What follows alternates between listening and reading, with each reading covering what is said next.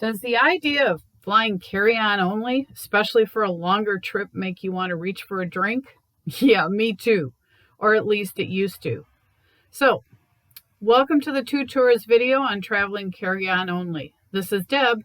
I'm flying solo on putting this one together while we were getting ready for our 2-week land-sea trip to Hawaii. As always, just a quick reminder that we're not associated with the travel industry in any way, nor are we influencers. The products we've used are simply what we found, like, and work for us. As this is my first attempt at trying to video and narrate at the same time, please forgive the bobbles, sideways portions, and so forth. I think you'll still get the important points. At the end, I've included some information on what we used, didn't use, and changes we've made or products that we've updated since. One thing that is important in traveling light is to do some research. Don't just watch this video, but see what others are doing. Rick Steves is a pro at traveling light. Think about what you'll be doing, what you need, what you can do double duty, and so on. Packing's the easy part. Planning and making the decisions ahead of time before you put it in the bags takes more work and more time and more thought. For now, sit back, see what we did. If you find it helpful, interesting, or want to see what else we're up to, please go ahead and click the like and subscribe video links. So this is how we start packing. We have a spare room, and as we're going along for the first couple of weeks before the trip, we start piling up the things we might be taking with us. My stuff's up on the end by Mickey and Minnie. His stuff is down on the other end. I'll show you how we sort through this and whittle it down, because the goal is to pack for a just about 2-week vacation in carry-on only. So speaking of shoes, let's talk about my shoes. I'm also going to wear a pair of sneakers to travel in and taking my sandals. And I have a little pair of black flats. They're kind of cute. They also have a stretch upper, and that'll do for anything I need that's dressy. I'll be wearing the tennis shoes and the flats, and the sandals are going into shoe bags that will have a spot in the suitcase, and I'll show you that when we get to packing. We also both have nice compact rain jackets that we'll be adding in towards the last minute, but we're still getting a fair amount of rain here before we leave, and we've got a couple days to go yet. So there they hang so we don't forget them. They fold down nice and small.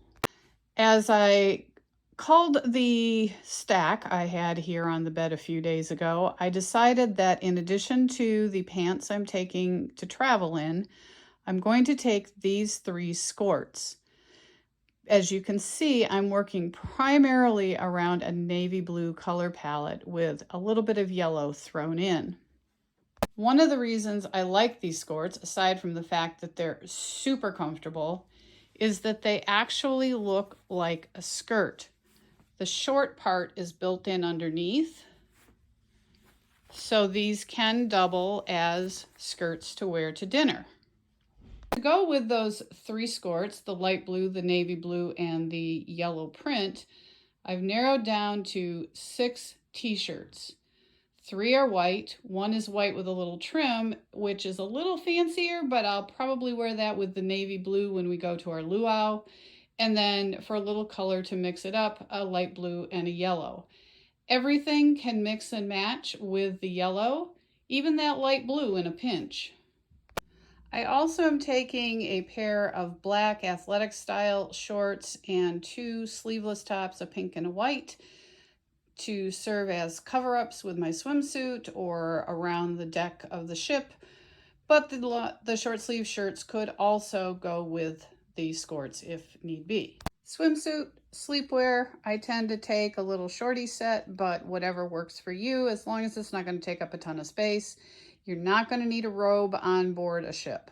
However, one thing you are going to want is something that you can take into a dining room or throw on in the evening, as they do warn you that the air conditioning can get quite chilly. And if the breezes pick up when we're out at sea after the ship leaves port, lots of time you're going to want something to throw on over those short sleeves. Underwear, again, you know you're going to need it, so pack it. I use one of these little cubes that doesn't take up much space that has everything I need, including my socks. One thing we're not doing is taking enough for every day. So we will be washing some things out once we're on the ship somewhere probably around midweek. And a sun hat for excursions, for hanging out at the beach, for hanging out on the ship. If you decide to do that, we're planning on doing that at least a little bit. I happen to like this one. It folds right up and it has the string in it, so if it gets really windy, it won't go flying off my head. A couple of other things that will find a home in my carry-on is an extra book, my curling iron, extra glasses because I wear them, so I always travel with them. And this tiny little pouch, which opens up into a tote bag for perhaps going to the beach or whatever else we might find need for. Right now I have these two dresses set aside to go in as well. If it's a space issue, I may leave the navy blue one out, or I might cut down the shirts even further. Because again, we can wash things out. So in addition to the carry-on, you have your personal item. And in this piece of luggage, I always make sure I have the things that, even if I've got to wear the same clothes for a few days in a row, if something were to happen, I have what I need to make the trip happen. Starting with my camera. Yes, I know cell phone cameras are great, but I still travel with a DSLR camera. The little case next to it, I absolutely love. It's very compact and it allows me to hold a couple of extra batteries, some extra SD cards, and I tuck in a little package of lens wipes. I also have a really simple plug-in charger that will let me recharge batteries. And then this is simply a way to transfer things off of a cell phone if my cell or my husband's storage gets too full. My earbuds that go with my cell phone, and of course I'll put my charger in, but I'm still using that, so that'll go in at the last minute. I always keep a little list of what needs to go in at the last minute. Both have one of these. It's a very small portable charger. You could actually attach it to the back of your cell phone if you wanted to. Usually we take them with us. I can remember 2 or 3 times using them, but it's really nice to have as a backup. They take up no space. Since we have a couple of really long flights as part of this trip, 7.5 hours in one direction, 6.5 coming back, and those are just the primary legs. We also have connections to finally get back home. Wanted to make sure we could get some sleep. So, neck pillow. We happen to like the Thermarest because they can be squished down pretty flat, and you can see it sitting on top of a little stuff sack, so it won't take up a ton of room. This is a sleep mask and came from a trip my kids took a while ago. So I use this. It has a simple little sleep mask inside, and once I take it out, I can put my glasses in it so they're protected in my personal item while I sleep. 2 things absolutely have to go in the personal item. One is a folder with whatever paperwork we need. In this case, it's all of our ship boarding information. It also has reminders of our flights and that sort of thing, but that's also in my phone. And of course, my passport. Yes, you can fly domestically with just an enhanced driver's license, but it's recommended that we have our passports for the ship, and if something were to come up, can't hurt to have the backup.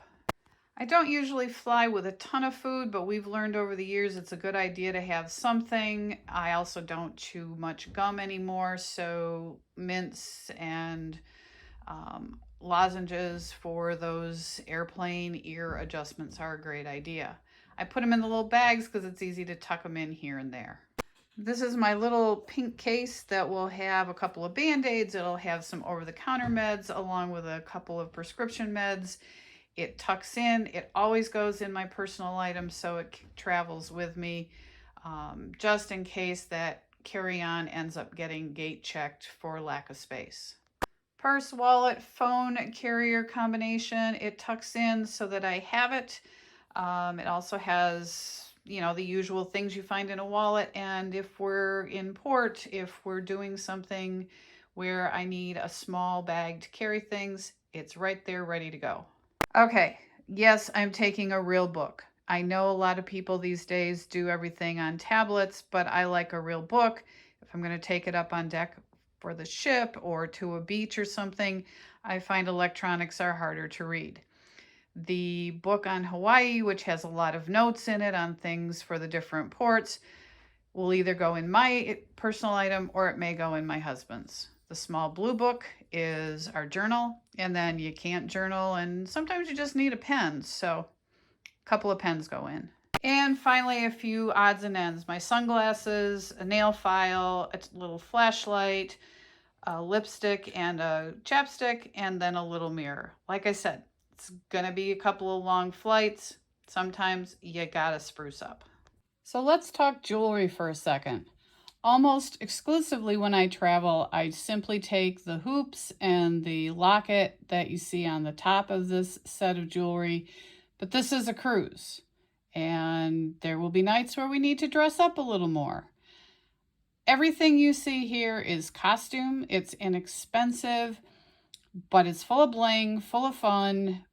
If something happened to it, not the end of the world. Some of the finer chains you can see I've got run through straws to keep them from tangling.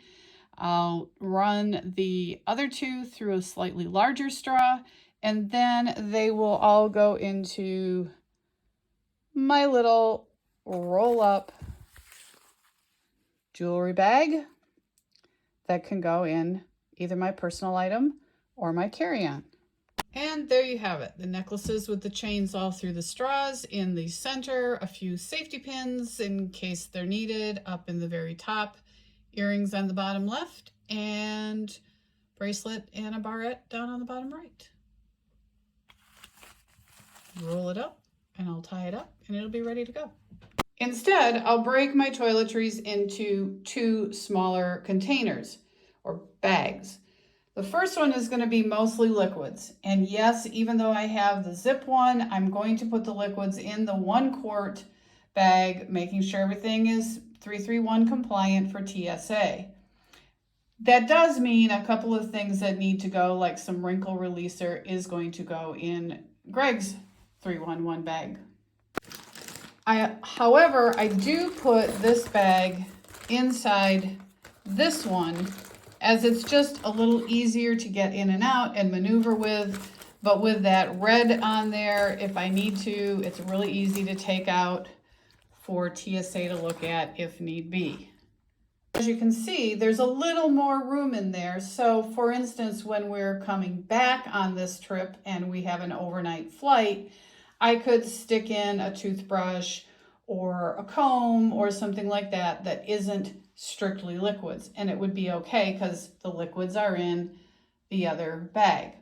Keep in mind when they're talking about liquids, they're talking creams, lotions, lip gloss, although lipsticks and chapstick type things are not. So I've found a number of things like my blush that is a stick, so it doesn't have to go in there. So think about your own needs and see how creative you can get in terms of being compliant with TSA and having what you need. My second little pouch is about 5x7 little zipper pouch, and in there goes all of the non-liquid cream lotion type things. So I was mentioning the stick blush, that's what I use. It happens to be Clinique. There are other brands. Makeup wipes are in there, even though they're wet, they're not considered a liquid. Toothbrush. I happen to like this little one that collapses into its own case. Please forgive the nails, they're getting done before we leave. And those sorts of things. I also have this little pouch that's going to go inside the plain one, and that has things like ponytail holders, bobby pins, barrettes, those sorts of things that I might need for doing my hair. I am also taking a regular curling iron and brush with me, and those will just tuck in along the way. We'll get to that later. Right now, this is our peculiar luggage mess. The big camouflage tote duffel bag is where we keep a lot of the things that we don't need for every trip. And then here we have my personal item and my rolly bag, and I see we've got some cubes stuffed on top of that right now. His planned personal item is a backpack, or I guess he's still deciding which backpack, and then a rolly bag. Okay, let's talk luggage. Just as important as what goes into it is the luggage it's going into. This is my old trusty dependable rolly bag carry-on. It's from eBags. This particular one isn't made anymore, but it still functions, so I keep using it. It does have a slightly harder back shell. Obviously the pull-out handle, the handle you can grab on the top. Also has a handle you can grip on the bottom. The bottom and top ones are great when you're trying to put it in the overhead. And it has a handle up there as well. This one has several different compartments.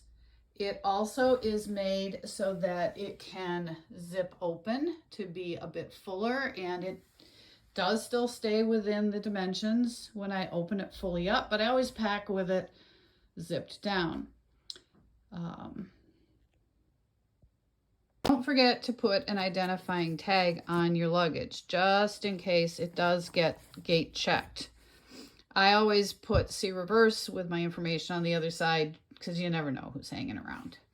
So the top compartment is not huge, but it's big enough for that jacket I showed you before to go into.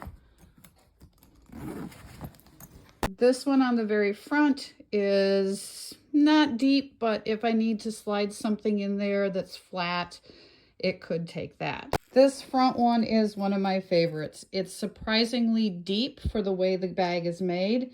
It'll handle shoes, my toiletries that might need to be pulled out for TSA, my raincoat, and perhaps a few other odds and ends. Just depends on how things actually pack in. And then as you can see, there's the inside. It's not a double-sider, so to speak, but it's got a nice deep area in the main part. Of course, you always have those pull-out handle ridges to work around.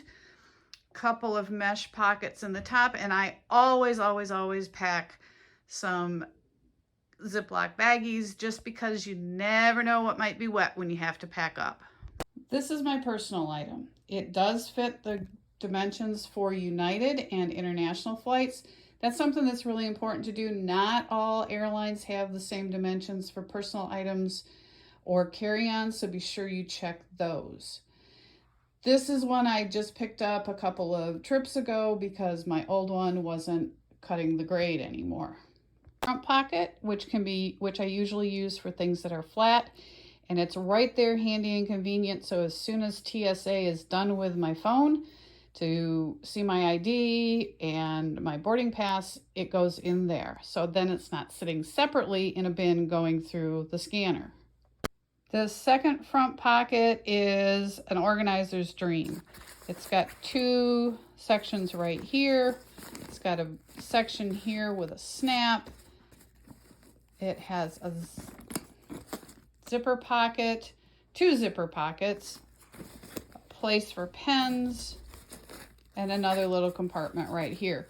So a lot of those little things that need to go in to my personal item will go in there. The pens, the lipstick, the nail file, the journal, those sorts of things. And they're quick and easy to access at any point along the way. Compartment does have a padded area for a tablet if you were doing that. I tend to put other things in there because I don't travel with a ton of electronics. It also has a couple of pockets in here, probably where the snacks will go. And then it doesn't look that wide until you start putting things into it, but that's where my camera, the neck pillow, and some of those other things will go. And the final compartment on the back of the bag is considered a laptop compartment, but this is where I slide in the folder of paperwork, my book, probably my sunglasses, those sorts of things. Again, it lets me be very organized. It protects the things that need a little extra padding, and it works for me. Everybody's got to find the one that works for them. A couple of things to look for though on any bag you're looking at of this type is a handle, so you can grab it easily to get it under and out from under a seat. And then, not to be shortchanged, is a loop that will let it slide over the handle of your carry-on. Now my carry-on is not a 360, it's just a two-wheeler, but it still works. Like I said, it's great, and I'm not replacing it just for that reason. I do like the 360 wheels that my husband has on his. Personal item. I showed it to you empty, now let me show it to you packed. Front pocket, as I mentioned, will have my phone in it, but it's in my hand right now, so it's not in there, but it will. And that's why I put it there, because it's easy to get in and out.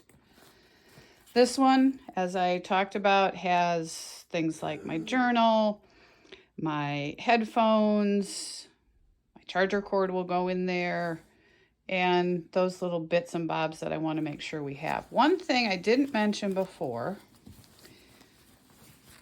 are the air tags. We have air tags in all of our bags, even though we don't expect them to go astray or out of our control.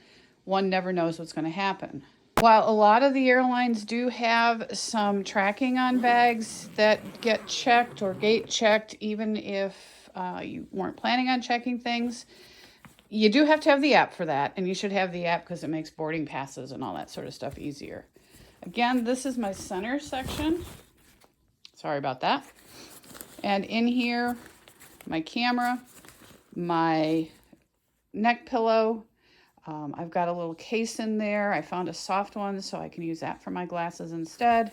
Snacks. The mints and things I showed you are in here. And then a couple small odds and ends, including my case of electronics for my camera. That little pink bag that has kind of my portable pharmacy and first aid kit is in there as well.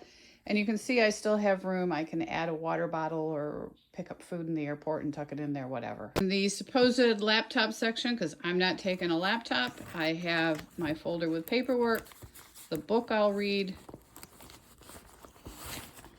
the little handbag I showed you, and on top of that go my sunglasses. So that's my carry-on, or not my carry-on, my personal item ready to go. So for my actual carry-on, the one that'll go in the overhead bin, I showed it to you yesterday unpacked. I'm going to show it to you packed today. And when I said it sometimes is trial and error, remember, every trip is a little bit different. You're going to need different things depending on weather, activities.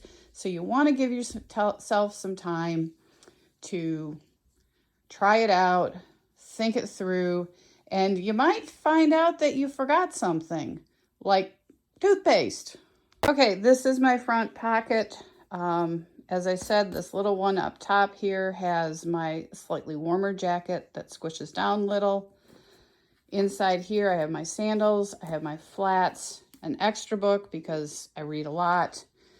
And then in here, I will tuck my liquids.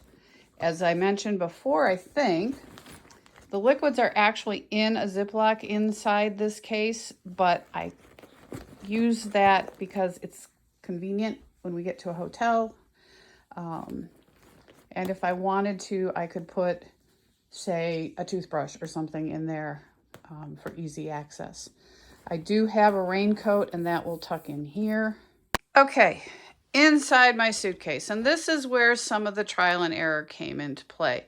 This particular one, that center section, is pretty solid where the handle goes, so I only have the depressed sections around the outside to fill in. In this case, I've put my extra glasses and curling iron down there, my swimsuit, this little bag, and remember, all it has is costume jewelry in it, so no big deal. Goes on the side. My shirts are pretty much rolled here. Although I do have a layer of the two sleeveless ones below that. In here are the athletic shorts that will be part of my cover-up. 2 pairs of the skirts are right here. The third one I found actually fit better when I didn't roll it but folded it in half flat. Undergarments and socks are in this bag tucked in. It's the only compression bag that I used for this trip. Tried it a couple of ways and this is how it worked best for me. And then my non-liquid toiletries are in here. And this is a bag I want to be able to get to quite easily. So it's up here on the edge. On top of the skirt is a lightweight sweater, although because it's longer, it took up a little more space than I would have liked, but I didn't have one in this case that went with stuff I'm taking in terms of color, etc., that was any lighter weight. On top of the sweater goes my pajamas, because again, I'm going to have to get to those when we're at the hotel the night before we fly out. On top of my shirts are the dress I'm taking. I did scrap the blue one. I just didn't feel as I was going through packing that I really needed it. And then of course my little hat, which folds up, can fold up even smaller, but in this case it's nice and flat that way. All zipped up, you can see it's not bulging too much. This bag does have clips on the side which will pull it down a little tighter, and there's room for more things if we get a t-shirt or something like that as a souvenir to bring back. We tend not to do a lot of souvenirs, but you never know. So Greg has moved his stack that I showed you in the earlier part of the video onto another spare bed and has sorted through and come up with this as his clothing for the just about 2-week trip. Obviously, he's got a couple of hats, a sun hat, and a baseball cap. He'll probably wear the baseball cap. Sleepwear, easily worn. Underwear in the bag, you know you need it, pack it. Several bottoms. Navy blue swimsuit, and then he's got a pair of nylon shorts that he can wear multiple times. The gray towards the back is a second pair of pants in case he needs something longer or at the last minute to travel home needs a different pair of pants. And then finally, long dressier khaki style pants, because some of the restaurants do require gentlemen to wear long pants. Some of the restaurants also require collared shirts, so he has 2 polos, a dressier black silk polo, a white cotton polo, and then 3 more casual shirts, but they're still collared. Short sleeve, 2 Hawaiian prints, and the plaid travel shirt. Along with that, he has 3 t-shirts. They're very lightweight, don't take up very much room, and then his belts. So one of the challenges when packing carry-on only, especially for a gentleman, is shoes, because they tend to take up a lot of space. In this case, the cruise line we're on is considered a more casual cruise line. Even for their more upscale restaurants, they ask gentlemen wear long pants, a collared shirt, and closed-toed shoes. Often you have to wear closed-toed shoes for some of the activities on the ship, although this one doesn't have a lot of those. Plus, you're going to want a closed-toed shoe to travel in, to perhaps go to an excursion and that sort of thing. So what Greg has decided on is to take his light gray tennis shoes, as those will go color-wise and they're closed-toe, for his travel shoes, for dining room shoes, for anything he needs a closed-toe shoe for, and then his sandals. And that'll do it for his shoes. One thing we are taking along for this trip, and because he seems to have a little more room, is a tub stopper. Found it at, I think, Home Depot for a couple bucks. They do call it a tub stopper. We'll be using it as a sink stopper on the ship so we can rinse a few things out, which means we can take less. And here we have a couple of books he's going to carry: our National Parks Journal and our Hawaii book that we've filled with lots of notes and stickies and that sort of thing. This little pouch he'll put some OTC meds and a few other things like that in. So this is Greg's personal item. It's a convertible pack. It can be worn either as a backpack or, as you can see right now, he has the shoulder strap on, which is his preference for this one for the airport. Pocket, he's tucked a notebook, his passport, some little snack bars.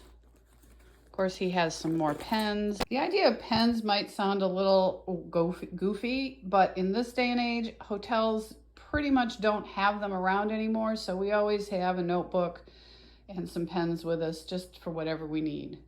Odds and ends in this top little mesh section that he can get to easily. Inside here, this front pouch, he has paperwork.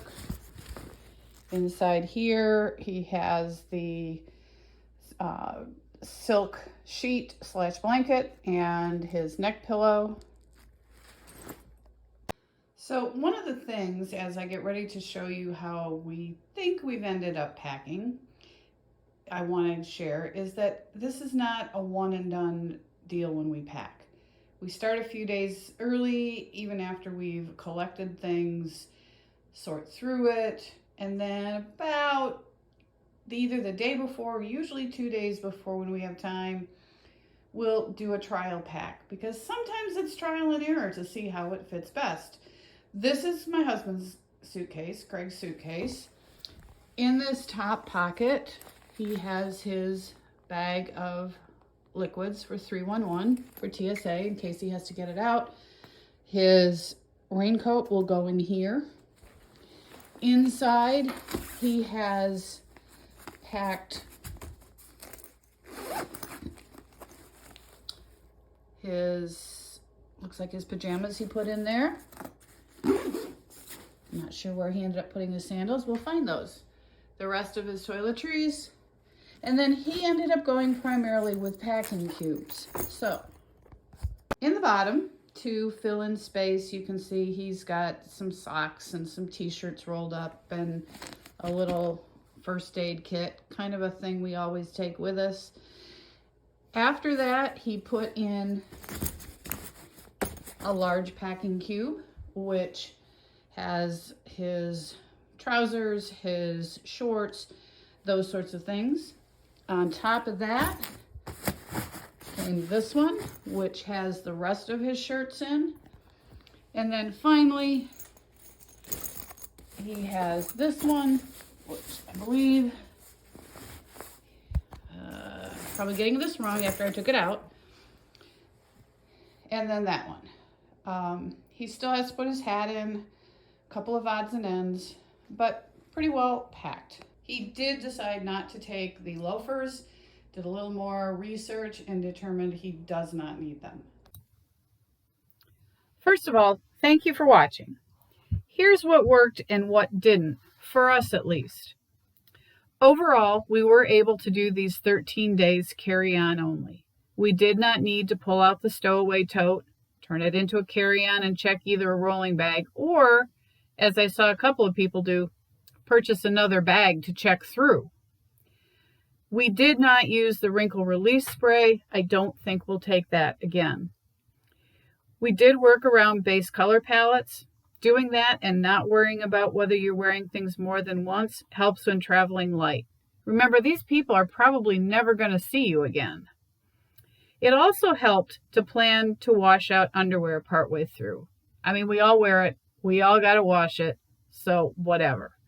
Just make sure you're going to be in a location a couple of days for it to dry, unless you have access to a dryer. I did cut down the number of shirts I took by removing one white t-shirt, and although he took it, Greg never wore his white polo. The navy blue dress stayed home. The black with jewelry change-ups did very nicely, including a dinner with one of the ship's officers. We're still working on figuring out that little setup to download photos from our cell phones, as the computer doesn't want to recognize them. Not sure if we're going to take that equipment again. Remains to be seen. We never did use our passports on this trip, and we're told to keep them locked up. A bit of cross signals coming from the cruise company and port security. We did not buy a lot of things. We did buy a few, a shirt, a dress, some fabric, and our photo package, and all of that fit in our 2 carry-ons. We did take a lot of pictures of some things though, and I may have ordered those once we got home. I've replaced my rolling bag with a 4-wheel 360-degree spinner. Yep, that green one in this closing photo. The 2-wheel version has to be carried through the aisle of a plane, and coming back, a gentleman already seated winged his elbow out, knocking me back, and, over I went. Right up into the hard barrier by an exit row. The 364-wheeler can be rolled up the aisle. So that's what worked for us, what didn't work for us, and we'll do another trip carry-on only. The one thing to keep in mind is we were going to a single warm climate. We do have another trip coming up in a few months, and that is going to be multiple climates over a longer period of time, and we will need to check a bag for that one. Aloha, happy travels, and carry on.